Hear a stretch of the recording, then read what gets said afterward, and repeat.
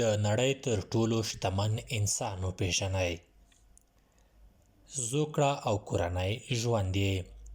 جزیف بیزوس په کال 1964 زیږدیز کال کې د امریکا متحده ایالاتو په نوي مکسیکو ایالت کې زیږېدلی دی. نوموړي په 1993 کال کې له مکینزي ټټل نومي جینۍ سره واده وکړ چې 4 ماشومان لري.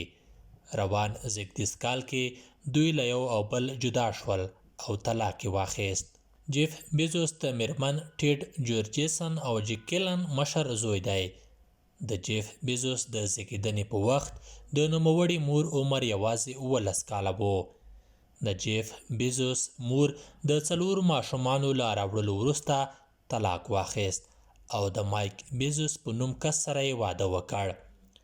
مایک بیزوس هم د نوې میرمنې ټول د بل خاوند ماشومان د اولادونو په ډول ومنل، نو ځکه جیف بیزوس په ځان د بیزوس تخلص کېښود. جیف بیزوس د ساینس په برخه کې د پرانسټون پوهنتون څخه سند ترلاسه کړی دی. جیف بیزوس د ښوونځي او پوهنتون له وخت له ساینس او ټکنالوژۍ سره مینه درلوده او پکې اختراعګانې کولې. په 1980 کال کې د پوهنتون له فراغت وروسته بیزوس انټل بیل لیبز برېښنایي شرکتونو کې دندې پیل کړې چې په فیټینګ کمپنۍ کې د وکولی شول چې د نړیوالې سوداګرۍ لپاره یوه انټرنیټي شبکه جوړه او رامنځته کړي. په 1994 زیږدیز کال کې نوموړي په معاش له نورو سره کار کول بند کړل او یوه پرلیکه یا آنلاین هټۍ یې جوړه کړه.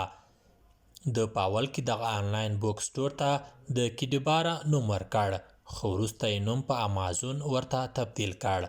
امازون په سویلي امریکا کې د یو سیند نوم دی.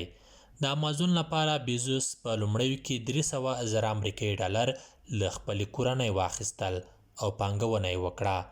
بیزوس تر 3 کلونو کې په امازون کې په آنلاین ډول کتابونه خرڅول، خو وروسته یې نور تولیدات هم ورزیات کړل. د هر کال په تیریدو سره نوموړي امازون ته پراختیا ورکړه او بېلابېل څیزونه او تولیدات یې وردننه کړل. د امازون ترڅنګ نوموړي په 2000 زیږدیز کال کې د بلو اوریجن یوه بله فضایي کمپنۍ هم جوړه کړه. ورپسې نوموړي په 2006 زیږدیز کال کې مشهوره امریکایي ورځپاڼه واشنګټن پوسټ هم په 250 میلیونه ډالر واخیسته. نوموړی په همدې توګه د 2019 کال په مې میاشت کې د 191 میلیارد امریکایي ډالرو په درلودو سره د نړۍ تر ټولو شتمن کس وبلل شو.